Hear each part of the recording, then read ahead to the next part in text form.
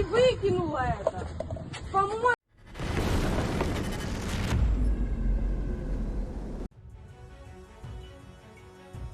The Russian coal industry, one of the largest raw materials industries in the economy, comprising more than 30 single industry towns and hundreds of thousands of employees, is hurtling towards a severe crisis.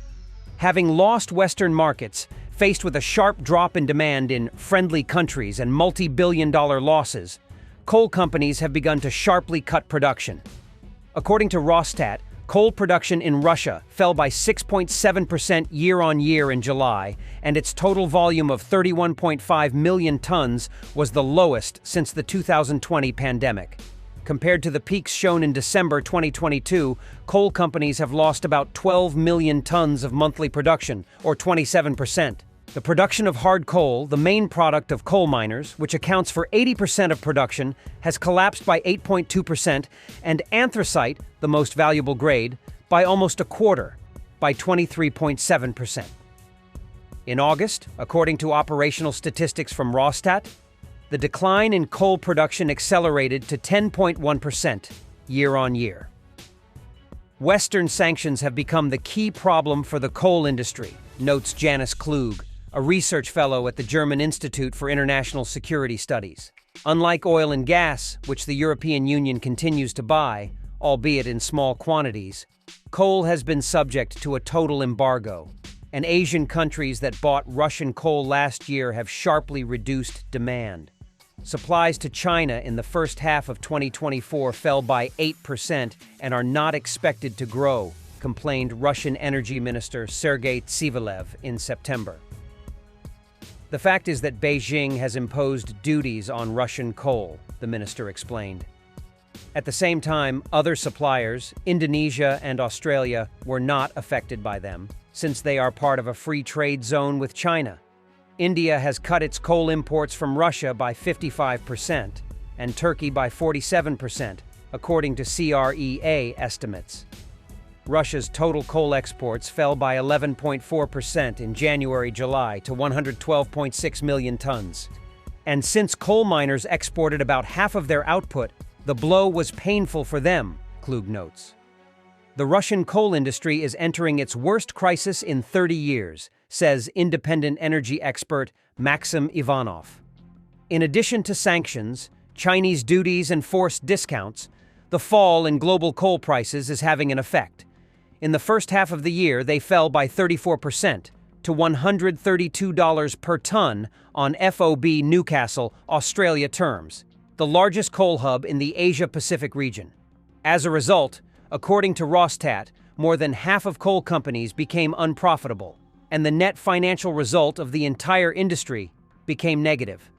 The total loss of the coal industry for January-July amounted to 7.1 billion rubles.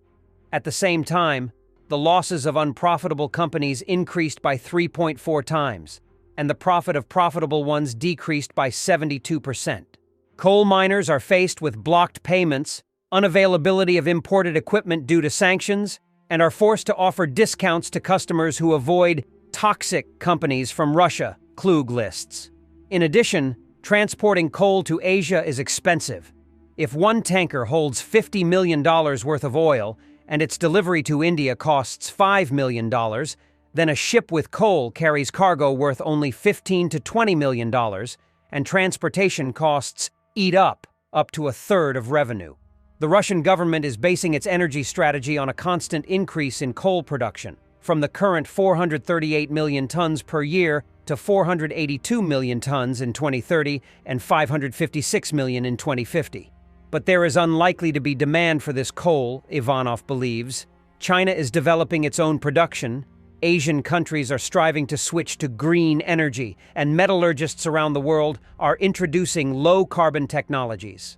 In this regard, the closure of a number of coal mining enterprises located far from export markets and specializing in the production of thermal coal looks inevitable, the expert believes.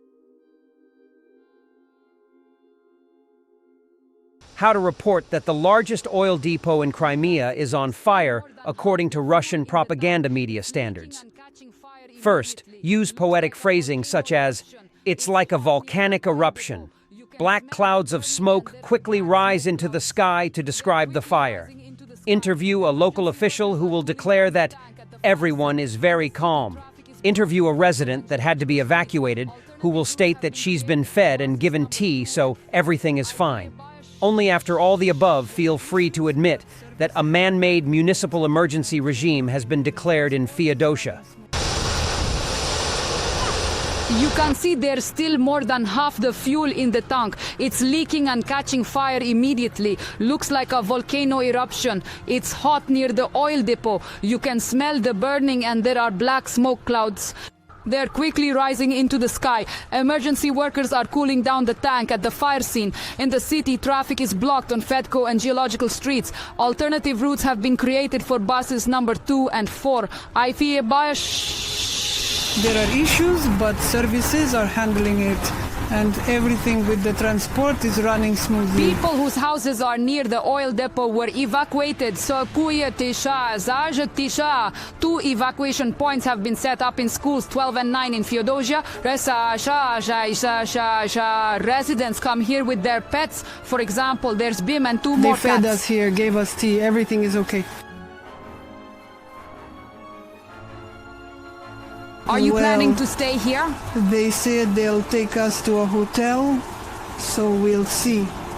Many people are trying to find a place, staying with friends and relatives. No one was hurt. Everything necessary for initial accommodations was provided. The air pollution level after the fire does not exceed permissible values. This was verified at checkpoints near residential areas close to the oil depot. The Republic's prosecutor's office is ensuring citizens' rights are protected. Prosecutors have visited temporary accommodation sites. They are monitoring the provision of necessary food and medical supplies. Crimea is fully supplied with all kinds of fuel. Fuel reserves are adequate. The delivery and shipping of light oil products from refineries continue on a regular basis. A municipal emergency regime has been implemented in Feodosia. People and vehicle access to the emergency zone is now restricted. In Odesa, an inadequate person wanted to install the Russian tricolor on the place where there used to be a monument to Catherine II. The Rashists' flag was taken away by passers-by. People were outraged, and when asked how she could do such a thing, because an hour ago Russia killed people in Odesa, she answered, "Do you think Russia did it?"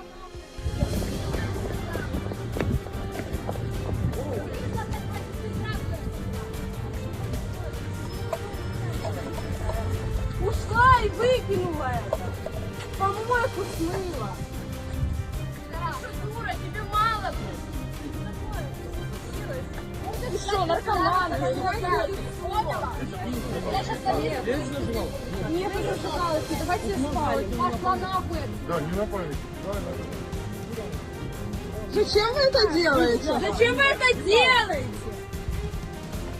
Ты спать не падай, съебал. С кем? С тобой, как мы разговариваем? Ты же человеком являешься.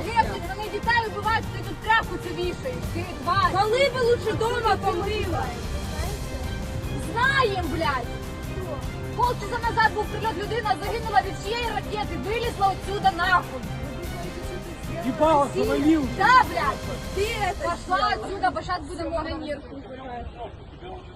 Тебе завтра найдуть. Thanks for watching, and don't forget to subscribe.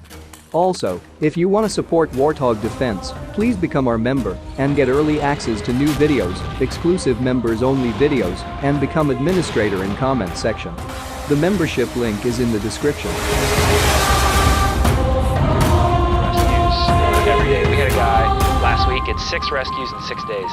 You know, he's doing the job every day.